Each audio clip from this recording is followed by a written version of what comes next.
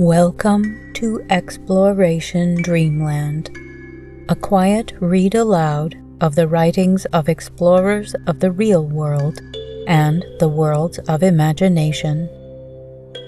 Drop anchor, relax into your comfortable bunk, and drift off to Dreamland with us as we read a lightly edited version of The Gradual Acceptance of the Copernican Theory of the Universe by Dorothy Stimson, Ph.D., published in 1917. It traces the web of ideas of famous thinkers and mathematicians about the structure of our galaxy through time. The book will be read in order, so if you would like to begin at the beginning, please start with Season 5, Episode 96. This work was written quite some time ago, and therefore does not necessarily reflect current-day outlooks and language choices. The scientific texts may use outdated terminology or be inaccurate in light of more recent discoveries.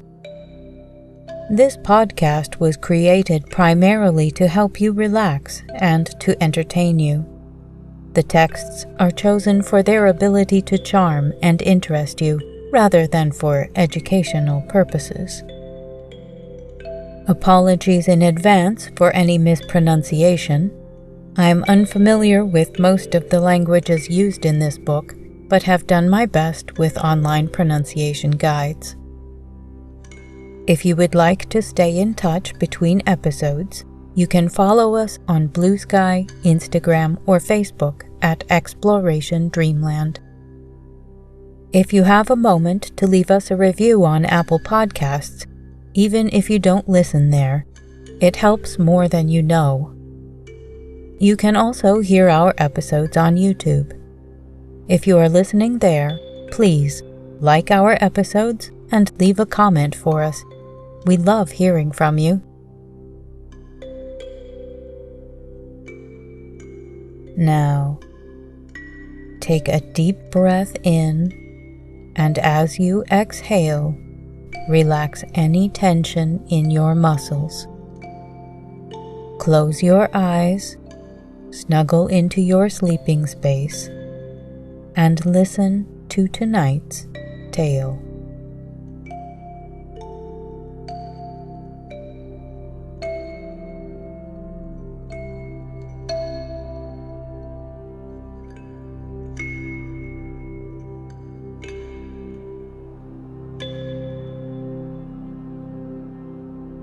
Chapter 5: The Church and the New Astronomy. Conclusion.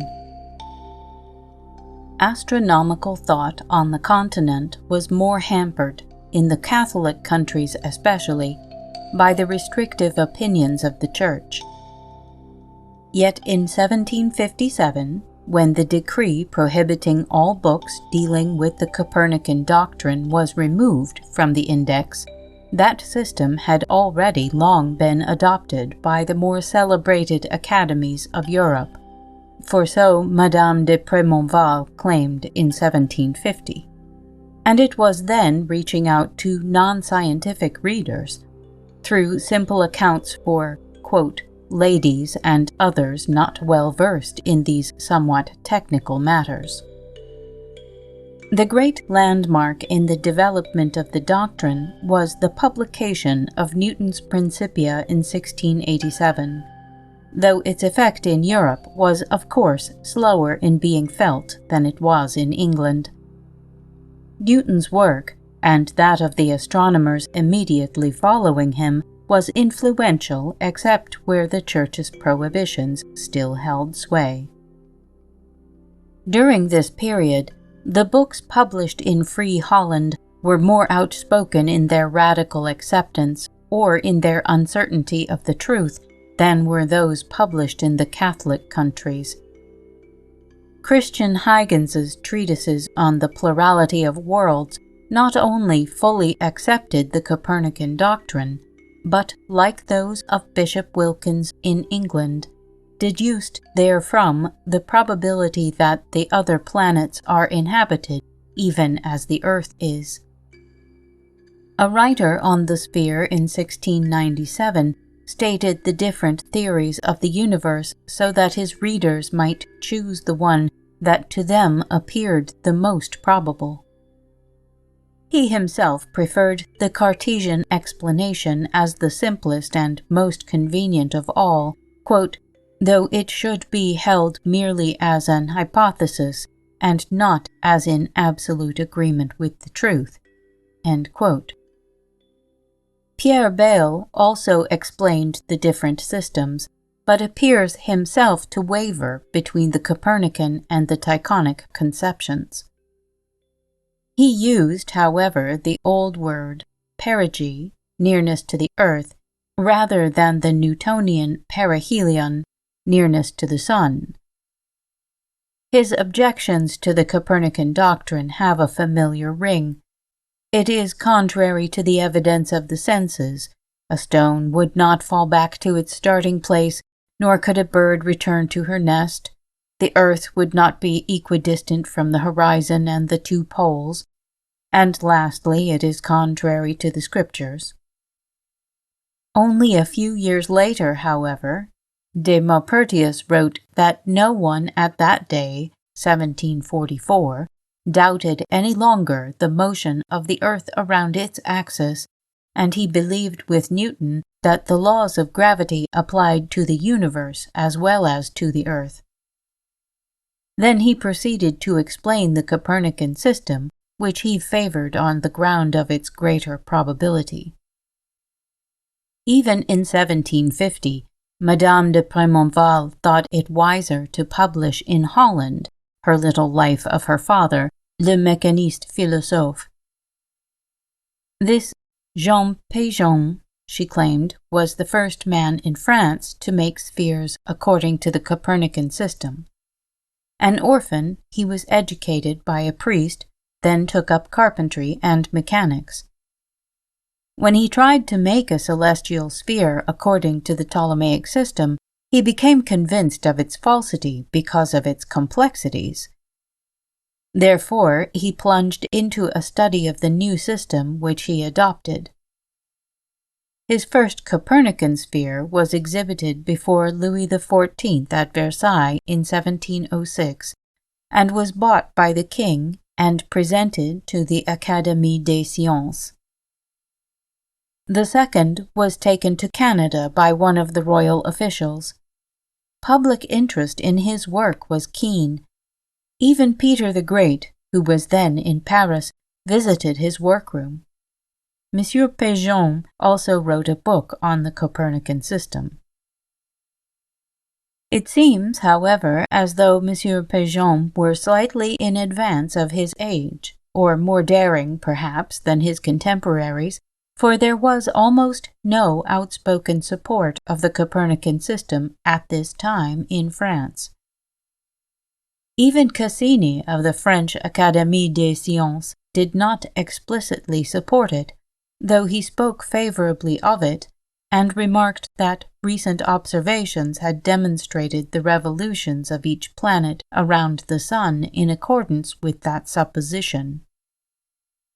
But the great orator, Bossuet, clung to the Ptolemaic conception as alone orthodox and scriptural.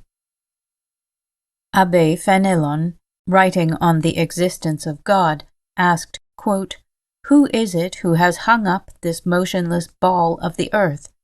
Who has placed the foundations for it? And who has taught the sun to turn ceaselessly and regularly in spaces where nothing troubles it?" End quote.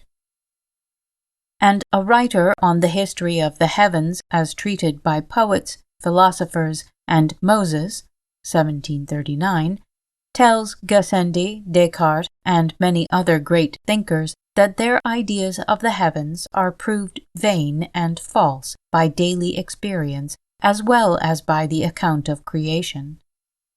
For the most enlightened experience is wholly and completely in accord with the account of Moses. This book was written, the author said, for young people, students of philosophy and the humanities, also for teachers. The Jesuit order, still a power in Europe in the early 18th century, was bound to the support of the traditional view, which led them into some curious positions in connection with the discoveries made in astronomy during this period. Thus, the famous Jesuit astronomer Boscovich published in Rome in 1746 a study of the ellipticity of the orbits of planets, which necessitated the use of the Copernican position.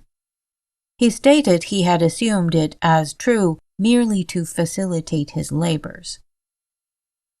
In the second edition, in 1785, published some years after the removal from the index of the decree against books teaching the Copernican doctrine, at his instigation it is claimed, he added a note to this passage asking the reader to remember the time and the place of its former publication. Just at the end of the preceding century, one of the seminary fathers at Liege maintained that, were the earth to move, being made up of so many and diverse combustible materials, it would soon burst into flames and be reduced to ashes. During the 18th century at Louvain, the Copernican doctrine was warmly supported, but as a theory. A manuscript of a course given there in 1748 has come down to us, in which the professor, while affirming its hypothetical character, described it as a simple, clear, and satisfactory explanation of the phenomena, then answered all the objections made against it by theologians, physicists, and astronomers. A few years earlier, 1728, a Jesuit at Liege, though well acquainted with Newton's work, declared, quote, "For my part, I do not doubt the least in the world that the earth is eternally fixed, for God has founded the terrestrial globe, and it will not be shaken." End quote. Another priest stated in the first chapter of his Astronomy that the sun and the planets daily revolve around the earth. Then later on, he explained the Copernican and the Tychonic schemes and the Cartesian theory of motion with evident sympathy. Two others, one a Jesuit in 1682 at Naples, the other in 1741 at Verona, frankly preferred the Tychonic system, and the latter called the system found by Tommaso Copernico a mere fancy. Still another priest, evidently well acquainted with Bradley's work, as late as in 1774, declared that there was nothing decisive on either side of the great controversy between the systems. At this time, however, a father was teaching the Copernican system at Liege without differentiating between thesis and hypothesis.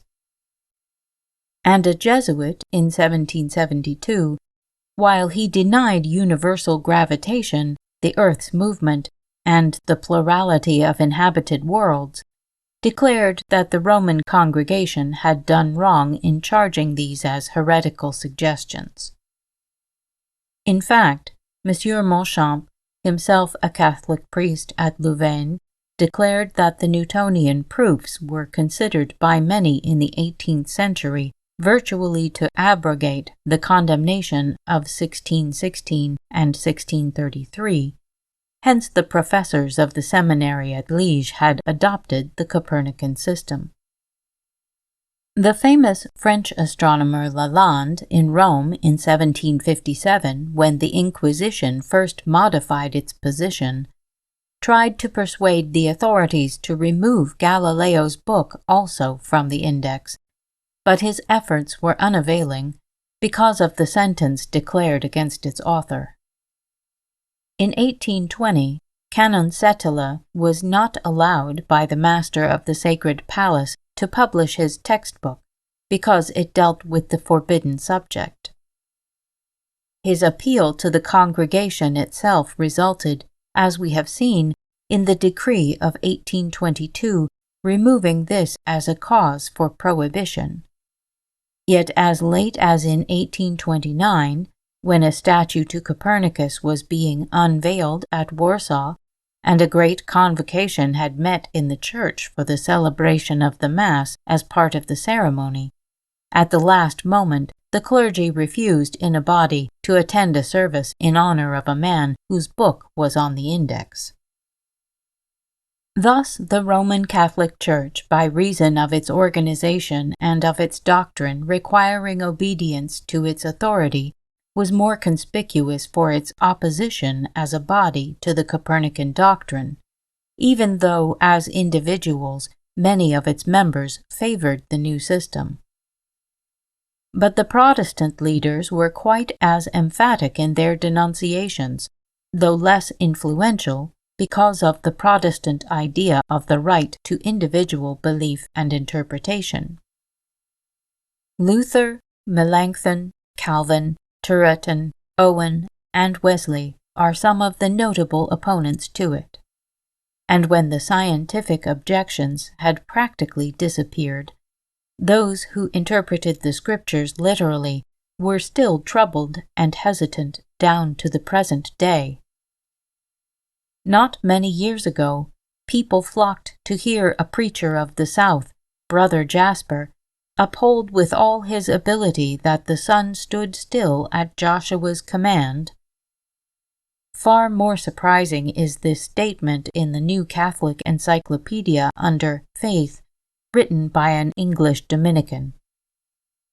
Quote, "If now the will moves the intellect to consider some debatable point, for example, the Copernican and Ptolemaic theories of the relationship between the sun and the earth, it is clear that the intellect can only assent to one of these views in proportion that it is convinced that the particular view is true. But neither view has, as far as we can know, more than probable truth. Hence, of itself, the intellect can only give in its partial adherence to one of these views. It must always be precluded from absolute assent by the possibility that the other may be right. The fact that men hold more tenaciously to one of these than the arguments warrant can only be due to some extrinsic consideration, e.g., that it is absurd not to hold to what a vast majority of men hold." End quote. In astronomical thought, as in many another field, science and reason have had a hard struggle in men's minds to defeat tradition and the weight of verbal inspiration. Within the Roman Catholic Church, opposition to this doctrine was officially weakened in 1757, but not completely ended till the publication of the Index in 1835, the first edition since the decrees of 1616 and 1619, which did not contain the works of Copernicus, Galileo, Foscarini, Astunica, and Kepler. Since then, Roman Catholic writers have been particularly active in defending and explaining the positions of the Church in these matters. They have not agreed among themselves as to whether the infallibility of the Church had been involved in these condemnations, nor as to the reasons for them. As one writer has summarized these diverse positions, they first claimed that Galileo was condemned not for upholding a heresy, but for attempting to reconcile these ideas with the Scriptures, though in fact he was sentenced specifically for heresy. In their next defense, they declared Galileo was not condemned for heresy, but for contumacy and want of respect to the Pope. This statement proving untenable, others held that it was the result of a persecution developing out of a quarrel between Aristotelian professors and those professors who favored experiment, a still worse argument for the Church itself. Then some claimed that the condemnation was merely provisional. a position hardly warranted by the wording of the decrees themselves and flatly contradicted by Father Riccioli, the spokesman of the Jesuit authorities. More recently, Roman Catholics have held that Galileo was no more a victim of the Roman Church than of the Protestant, which fails to remove the blame of either.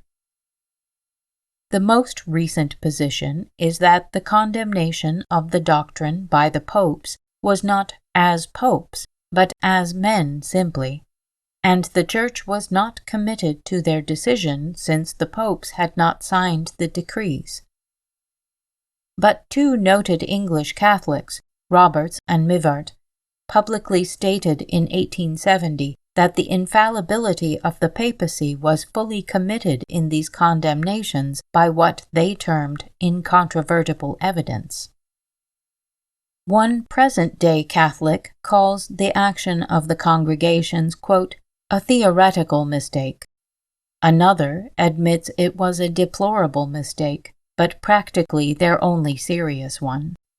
And a third considers it providential, since it proved conclusively, quote, that whenever there is apparent contradiction between the truths of science and the truths of faith, either the scientist is declaring as proved what in reality is a mere hypothesis, or the theologian is putting forth his own personal views instead of the teaching of the gospel.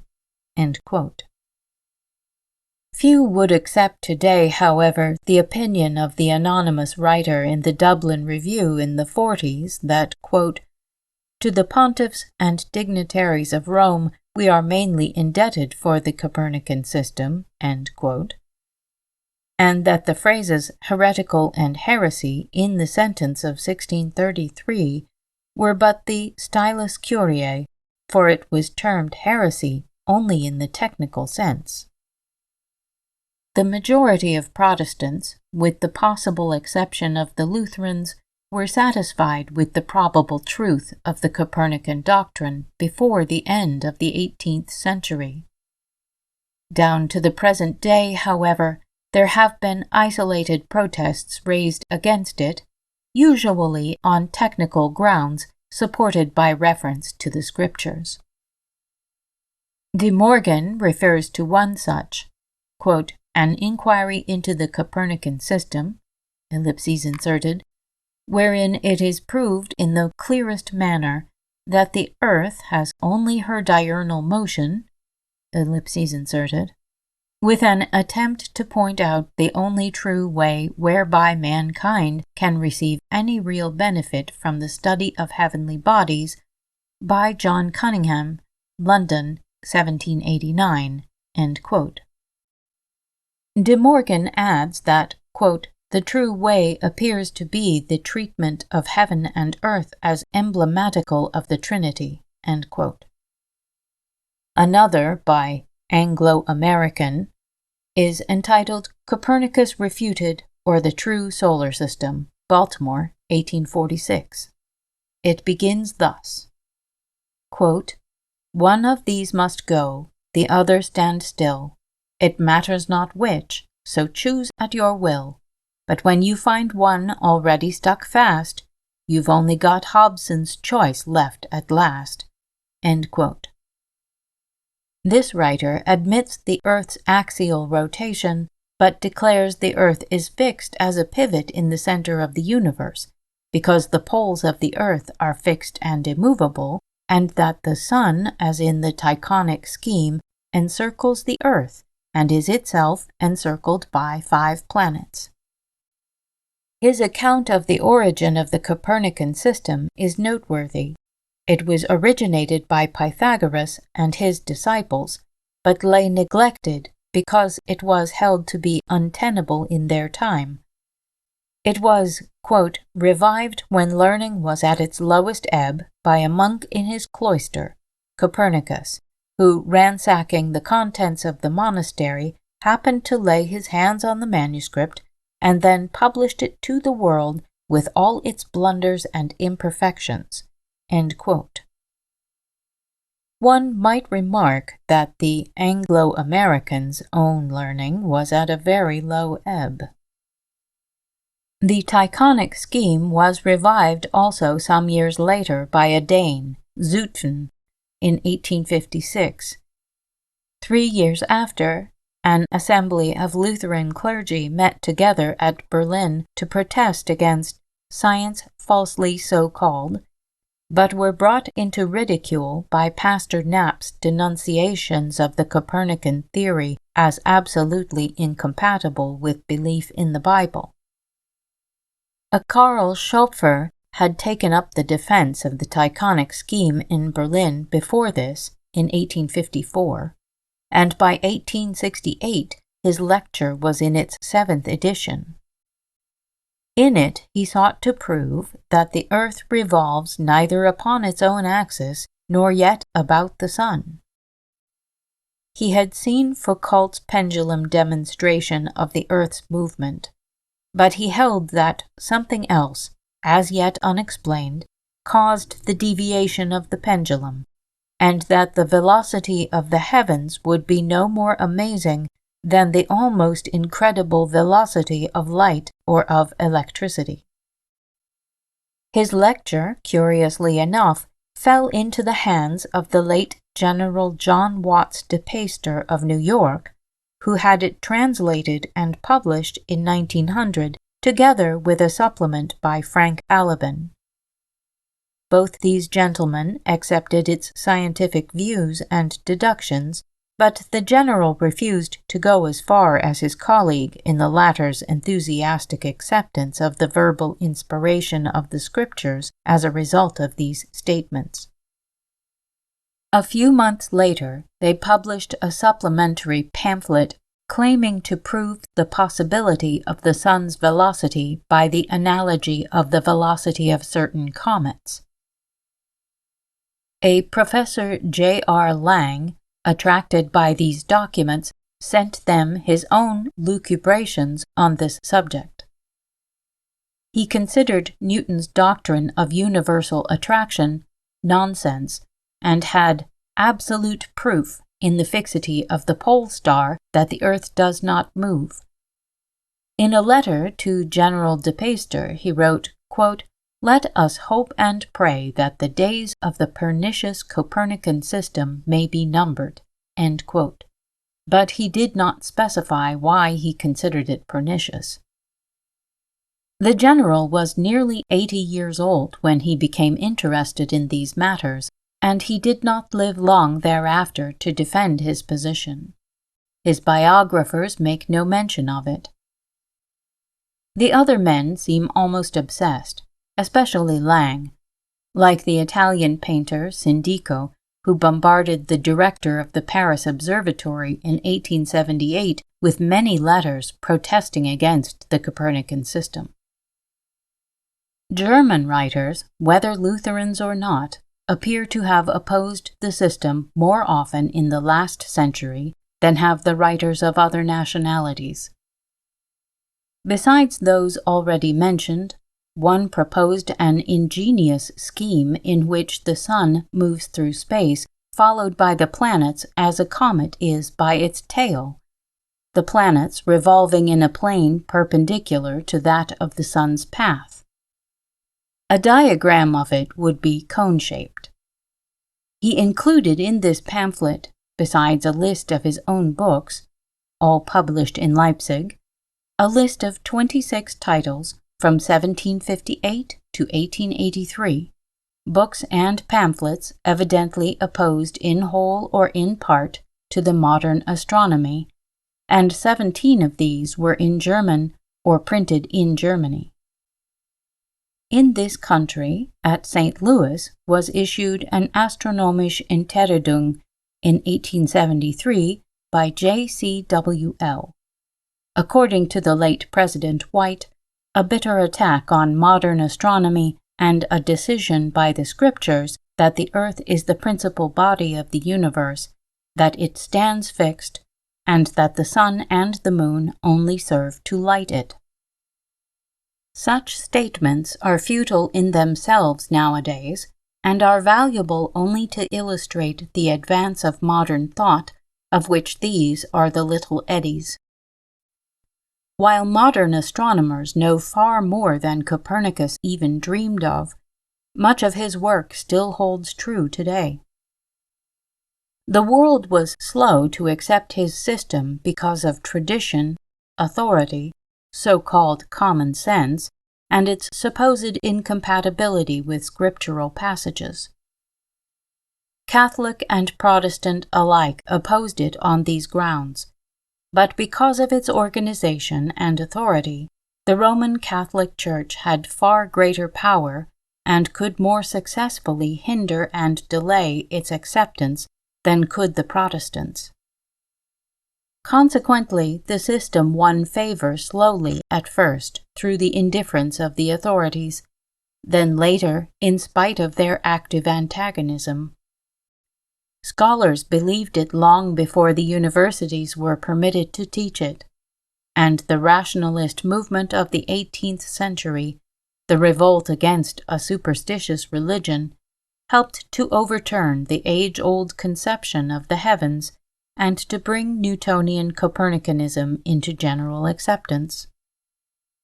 The elements of this traditional conception are summarized in the 5th book of Boden's Universi Naturae Theatrum, a scholar's account of astronomy at the close of the 16th century.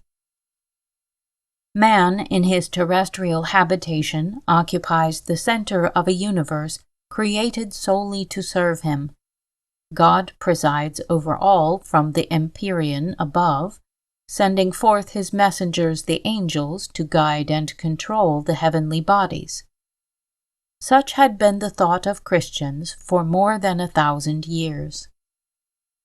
Then came the influence of a new science. Tycho Brahe, quote, broke the crystal spheres of Aristotle by his study of the comet of 1572. Galileo's telescopes revealed many stars hitherto unknown, and partly solved the mysteries of the Milky Way. Kepler's laws explained the courses of the planets, and Newton's discovery of the universal application of the forces of attraction relieved the angels of their duties among the heavens. Thinkers like Bruno proposed the possibility of other systems and universes besides the solar one in which the Earth belongs. And thus, not only did man shrink in importance in his own eyes, but his conception of the heavens changed from that of a finite place, inexplicably controlled by the mystical beings of a supernatural world, to one of vast and infinite spaces traversed by bodies whose density and mass a man could calculate, whose movements he could foretell, and whose very substance he could analyze by the science of today.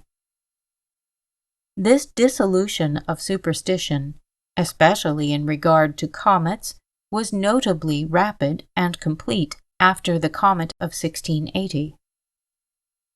Thus the rationalist movement with the new science opened men's minds to a universe composed of familiar substances and controlled by known or knowable laws, with no tinge remaining of the supernatural.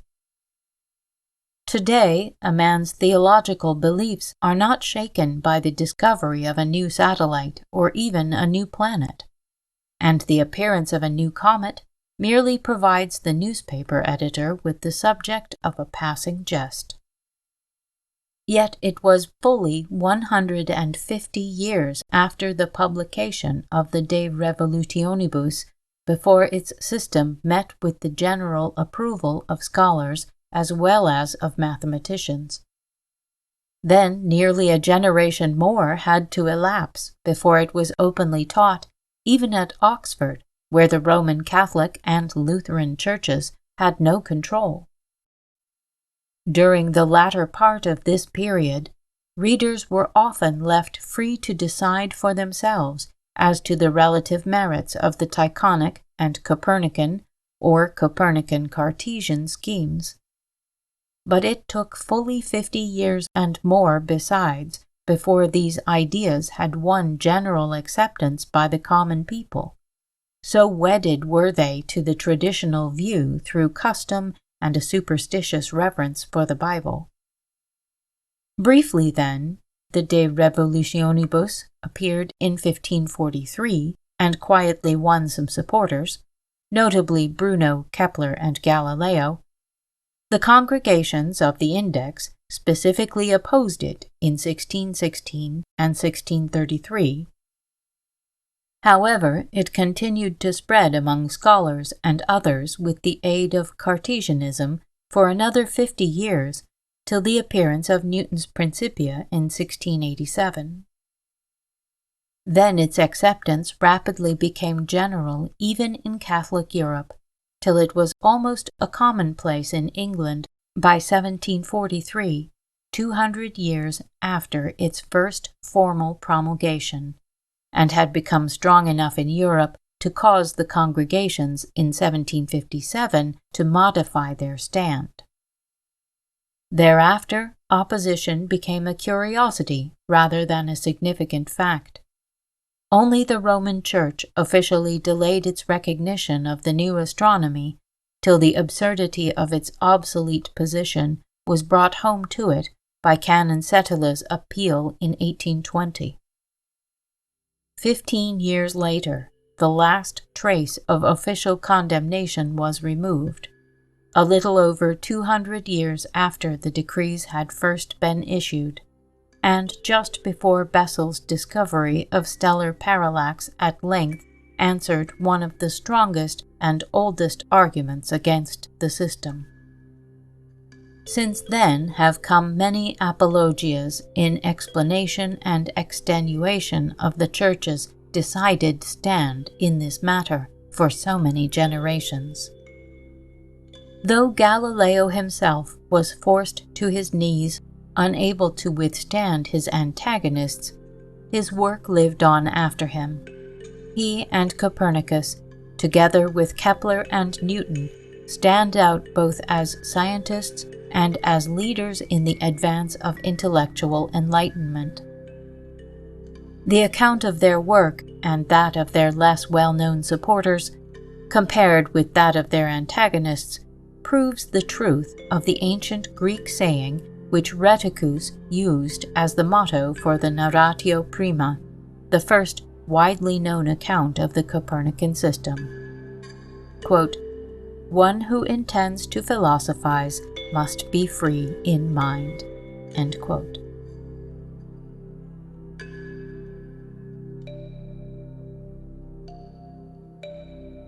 Thank you for joining us for The Gradual Acceptance of the Copernican Theory of the Universe by Dorothy Stimson. Please follow, rate, and review us on your favorite podcast app. Keep in touch with us on Blue Sky, Instagram, Facebook, or YouTube, and recommend us to anyone you know who could use a quiet break or a little help falling asleep. Exploration Dreamland is produced, edited, and hosted by me, Sarah Van Zaley. A big thank you to Project Gutenberg and LibriVox for helping me find many interesting publications. Thanks also to Kevin MacLeod at Incompetech.com for providing the theme music for this show. The title of this piece is Kalimba Relaxation Music, if you would like to visit his website to hear it in its entirety. Sweet dreams.